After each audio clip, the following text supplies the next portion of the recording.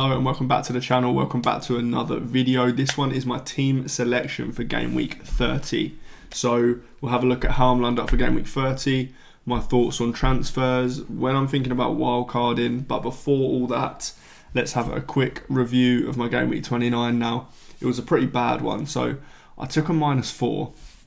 Now, those transfers were Trent to 8 Nuri, Lewis Hall to Agbadu, Morgan Rogers to Nwaneri, and Watkins to Haaland.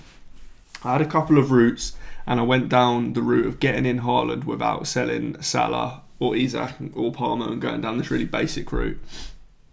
It didn't really pay off because, well, for a few reasons really, but it meant that I couldn't get an Arsenal defender in, it meant that I couldn't get Bruno Fernandes in, but yeah.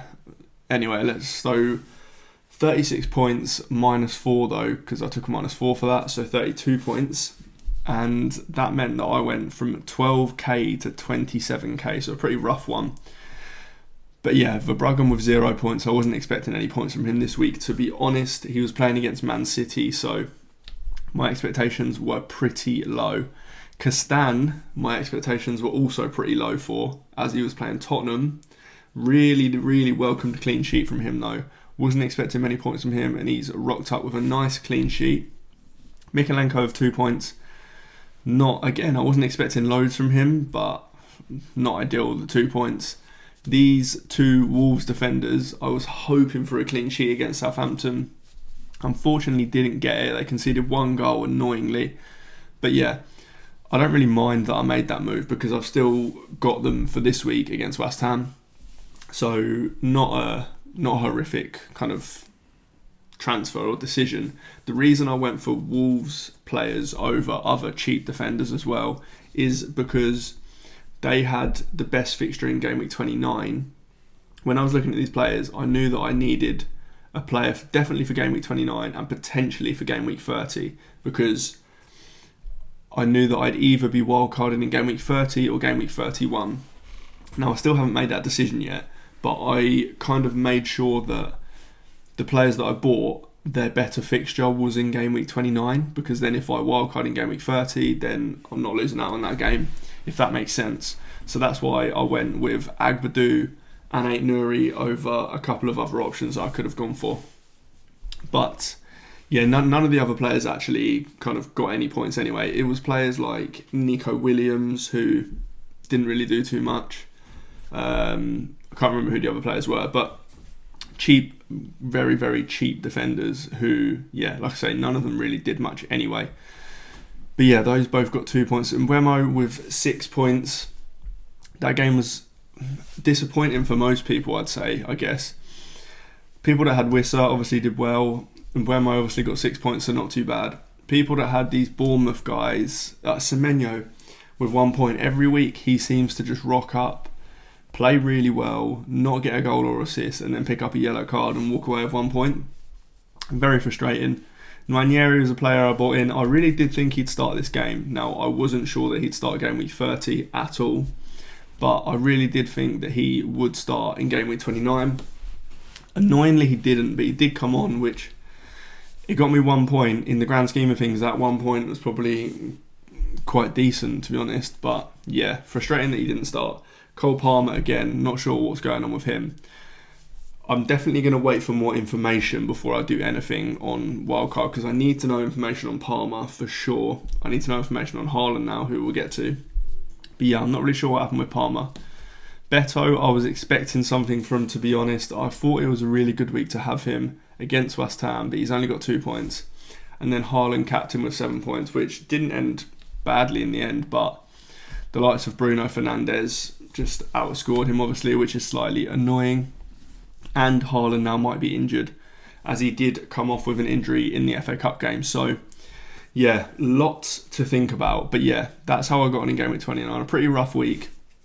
Let's now look at my game week 30 team and what transfers I'm looking at, and kind of talk about the wildcard a little bit more. Okay, right, my game week 30 team is on screen, as you can see, part of it anyway. We'll start with the defenders and goalkeepers. Now, Yeah, it's not ideal. I've got one free transfer. I've got nothing in the bank. So Verbruggen in goal with Aston Villa at home. Fabianski has a better fixture with Wolves away, but he probably won't play. Areola's been playing. So it's Verbruggen against Aston Villa at home. Not great. Then we have a better defence. Munoz with Southampton away. Obviously really good fixture. Then Agbadou and Ait Nouri. I've got Ait Nouri's fixture on there. Ait Nouri is West Ham at home as well as Agbadou, obviously. Again, I did have this fixture in mind when I bought these guys, and I didn't know if I definitely need them or not, but potentially will. I don't mind this fixture at all. I am actually a West Ham fan. If you've been watching the channel, you probably know that, but at the moment it's not great as a West Ham fan, so I'm not expecting much. The kind of problem is that Wolves are pretty bad, so getting or hoping for a clean sheet isn't ideal there. I've got Mikalenko on the bench with Liverpool away and Castan on the bench with Arsenal away, so two really rough fixtures. I won't be playing either of them. Onto the midfield now, so this is where it looks a little bit better, or partly. Mbeumo with Newcastle away, okay fixture, nothing special. You can kind of see Mbeumo getting points against any team, but he is just not a problem for this week. I've got many other problems. Then we've got Semenyo, Ipswich at home. Really good fixture. I'm sure he'll find a way to blank and play really well. But yeah, fantastic fixture. There's a couple of fixtures this week where it's just really nice to target them, like Palace with Southampton away and Bournemouth with Ipswich at home. Two teams that are really good playing against pretty bad teams. So, and I've only got two players. I've only got Munoz and Semenyo from both of those teams, which is also why the wildcard's quite tempting, because Bournemouth and Palace are two teams that I'd probably stack up on, as well as Newcastle, who obviously play Brentford at home, which is another pretty good fixture. I would stack up on all three of those teams, and actually I'd stack up on Man City, who play Leicester as well. So that's why the wildcard is kind of really tempting, because all the players that I'd stack up on long term are players that have really good fixtures this week as well. We'll talk about that a little bit more after I've run through the team. But Nwaneri with Fulham at home, now there's quite a high chance that he doesn't start, which is a problem. A big problem, to be honest.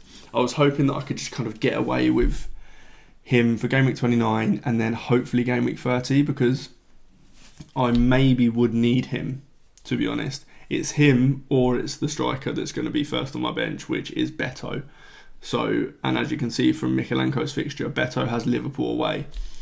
So maybe I do play Beto. I'm not really sure. Neither of them are great. This is again why wildcarding is tempting. Palmer with Tottenham at home. He's been in training supposedly, so you'd hope that he is back and fine for this game. If he isn't, that is far from ideal.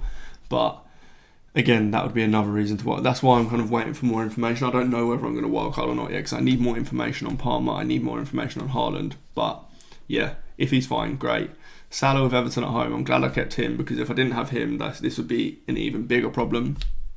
But yeah, he's the vice captain. Everton at home, good fixture. Onto the forwards, I've got Isak with Brentford at home, fantastic fixture. Happy there. Then I've got Haaland, who would be the captain against Leicester at home. If he's injured, Salah would be the captain. Not really sure what I'd do. And then I've got Beto on the bench. So if one of these guys, so if Haaland is injured, for example, there may be quite an easy move just to go to Marmoush or Mateta, someone like that. If Palmer's out, then again, I could make this Palmer to Eze. I could make a Palmer to Kluivert move if I think his minutes are going to be okay. Various different options I could go with. But again, if one of these guys are injured and out, then to be honest, I think I'd probably just hit the wildcard button. I think we kind of know enough on what players will want long term, given that we know the FA Cup results now, and we just don't know where these fixtures will fall. That's the only kind of blank that we have. We don't know whether some fixtures can still, so it'll be game week 34 that these teams blank.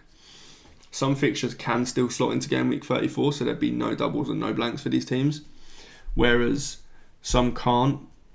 meaning that these games would need to be, they'd blank in 34, then be rearranged for 33 or 36 or even 37 potentially. What we do know though is that Newcastle and Palace both double in game week 32. And that is quite important because, like I mentioned a minute ago, Brentford at home for Newcastle and Southampton away for Palace are two very, very nice fixtures that this week, they've got a great fixture obviously, but you'd want them long term. So I don't mind hitting wildcard and then stacking up on these guys. That's my conundrum at the moment. Like I say, I won't be able to make the decision on wildcard or not until we find out more information on Palmer, on Haaland, on potentially getting fixture information tomorrow. We might find out when these fixtures are going to be rearranged to before the deadline. If we do, then I would probably almost certainly wildcard if we know exactly when these fixtures are going to be. So yeah, there's not many things that need to happen for me to press the wildcard, to be honest. Either Haaland injured or Palmer injured or both, or we find out the fixtures.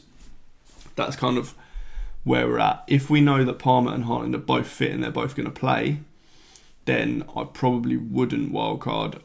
I may have to use a transfer though, because playing either Nwaneri or Beto isn't ideal. But then I've got no money in the bank, so I can't really get anywhere from Beto or Nwaneri. They're both too cheap, and there is no one around their price points. So maybe the situation would be I sell a defender, but again, Mykolenko, Kastan, both very, very cheap, and there's not many other options. There's not many other options at that price. So yeah, in a bit of a sticky situation. I kind of knew I'd be in this sticky situation when I made my game week 29 transfers though. So I knew that like game week 30 wildcard was always on. But yeah, that's where I'm at. Game week 30 wildcard is pretty likely. So yeah, if you've got any questions on my team or your team, do let me know in the comments. But for now, this is everything, and I will see you in the next one.